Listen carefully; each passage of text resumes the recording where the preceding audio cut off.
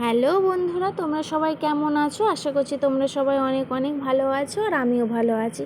তো আজকে আমরা চলে এসলাম রামপুরহাটে তারাপীঠে তারা মার কাছে পুজো দিতে। আর দেখছো এখানে কত লম্বা লাইন, আর ওই যে দেখা যাচ্ছে বড়মার মন্দির। তো আমাদের এই 7 সমুদ্র 13 নদী পার করে যেতে হবে ওইখানে পুজো দিতে। আর এইখানে দেখো কত ভিড়, আর এই ভিড়ের মধ্যে ঘটে গেছিলো আমাদের সাথে একটা দুর্ঘটনা।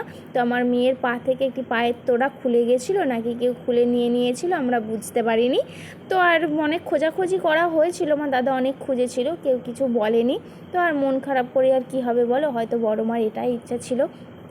তো আমরা এখানে প্রায় 5 ঘন্টা লাইনে দাঁড়িয়ে তারপরে এখান থেকে আমরা ফাইনালি পৌঁছে গেছি বড়মার পায়ের সামনে।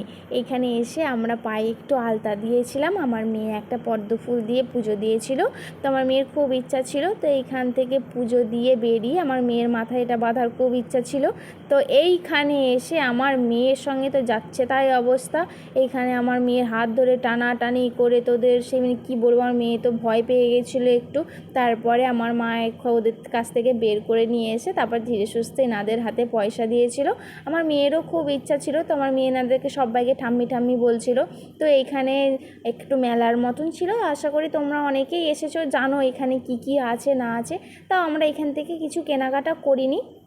তো এইখান থেকে বেরিয়ে আসার পর সামনে একটা নদী আছে, এই নদীটার ওইখানটাতে একটু ঘোরাফেরা করার পর আমরা ওইখান থেকে আমাদের বাড়ি যাওয়ার পথ ধরেছিলাম। তো তোমাদের যদি আমার ভিডিওটা ভালো লেগে থাকে প্লিজ লাইক কমেন্ট আর শেয়ার করে দিও, আর আমার পেজটাকে ফলো করে দিও।